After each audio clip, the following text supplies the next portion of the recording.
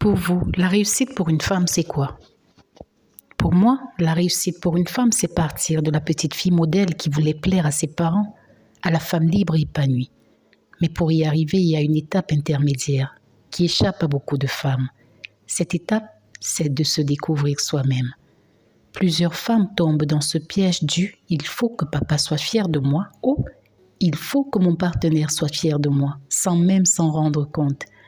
Cette transition directe d'une autorité à l'autre vous prive d'une étape cruciale de votre développement qui est d'apprendre à être vous-même de manière autonome. Cette étape d'autonomie est très importante pour plusieurs raisons. Premièrement, elle vous permet de vous découvrir sans regard extérieur. L'autonomie, ce n'est pas seulement savoir payer ses factures ou vivre seul. C'est apprendre qui vous êtes quand personne ne vous regarde, quand personne ne vous juge et quand personne ne vous attend. Être autonome, c'est découvrir vos vraies passions, pas celles qu'on attend de vous. Vos limites personnelles, pas celles qu'on vous impose. Vos rêves authentiques, pas ceux qu'on projette sur vous. En bref, c'est découvrir votre propre définition du succès et du bonheur. Deuxièmement, sans cette période d'autonomie, vous ne pouvez pas développer votre propre boussole interne. Vous risquez de naviguer toute votre vie avec la boussole des autres. Vous prendrez des décisions en fonction de ce qui plaira à votre partenaire, comme vous le faisiez pour plaire à vos parents. C'est cette boussole interne qui vous aide à reconnaître ce qui vous convient vraiment, à dire non sans culpabilité, à faire des choix alignés avec vos valeurs et à maintenir votre identité dans la relation. Plusieurs signes montrent que votre relation n'est pas complémentaire. Le premier est la reproduction du schéma parental. Votre relation de couple ressemble souvent à votre relation avec vos parents. Vous cherchez l'approbation constante de votre partenaire comme vous cherchiez, enfant, l'approbation de papa. Vous guettez chaque signe de satisfaction chez votre partenaire. Vous adaptez votre personnalité en devenant ce que vous pensez que votre partenaire veut que vous soyez. Tout comme vous étiez la petite fille parfaite pour vos parents. Vous évitez les conflits par peur de décevoir. Vous refusez d'exprimer vos vrais besoins. Vous vous sentez responsable des émotions de l'autre. Si votre partenaire est malheureux, vous vous sentez coupable, comme quand vous déceviez vos parents. Le second signe qui montre que votre relation n'est pas complémentaire est que vous vivez une relation de dépendance déguisée. Ce n'est pas deux personnes entières qui se choisissent, mais une personne incomplète qui cherche à se compléter à travers l'autre. 3 choses montrent à quel point un tel schéma peut être dangereux. D'abord, il vous entraîne progressivement à la perte de vous-même. Plus vous vous adaptez aux attentes de votre partenaire, plus vous vous éloignez de qui vous êtes vraiment. Vous risquez de vous réveiller un jour en vous demandant « Qui suis-je en dehors de cette relation ?»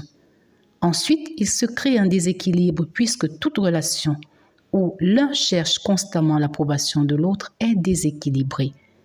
Ce n'est pas une relation d'égal à égal, mais plutôt une dynamique parent-enfant. Mais aussi, vous courez le risque de transmettre ces schémas à vos enfants si vous n'avez pas pris le temps d'apprendre à être autonome. Heureusement, il est encore possible de briser ce schéma en commençant votre marche vers l'autonomie. La première étape est de reconnaître que vous reproduisez déjà peut-être ce schéma. Et pour le savoir, posez-vous ces questions. Est-ce que je prends des décisions pour faire plaisir ou pour éviter de déplaire? Est-ce que je connais mes vraies préférences ou est-ce que j'adopte systématiquement celles de mon partenaire? Est-ce que j'ai peur de la désapprobation au point de me trahir?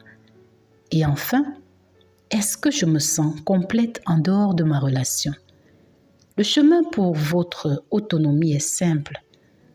Il est parsemé de petites étapes qui consistent à prendre du recul par rapport à votre relation pour vous créer de l'espace. Il n'est pas nécessaire de quitter votre partenaire. Vous devez simplement cultiver vos propres activités en trouvant des passions qui n'impliquent pas votre partenaire. Maintenez vos amitiés en faisant en sorte que votre couple n'absorbe pas toutes vos relations sociales. Commencez à prendre des décisions seules. Ça peut être de choisir un film, un restaurant ou une sortie. Et puis, écoutez-vous. Votre avis compte.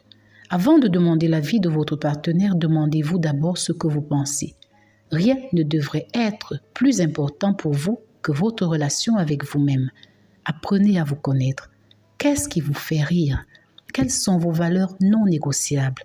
De quoi êtes-vous fier en dehors des compliments des autres? Quels sont vos rêves secrets? Traitez-vous avec amour et bienveillance comme vous traiteriez une amie. Acceptez vos erreurs comme des apprentissages et célébrez chacune de vos réussites, même les plus petites. Dès aujourd'hui, posez des limites, dites non à ce qui ne vous convient pas et maintenez vos positions. Les autres vont essayer de vous tester, de vous faire flancher, mais tenez bon. Ne cédez pas immédiatement si votre partenaire n'est pas d'accord. Pour vous reconnecter à vous-même, tenez un journal dans lequel vous écrivez vos pensées, sans censure, pendant 10 minutes chaque jour. Essayez de nouvelles choses seul, comme aller au cinéma, au restaurant ou même voyager. Découvrez ce que c'est que d'être avec vous-même.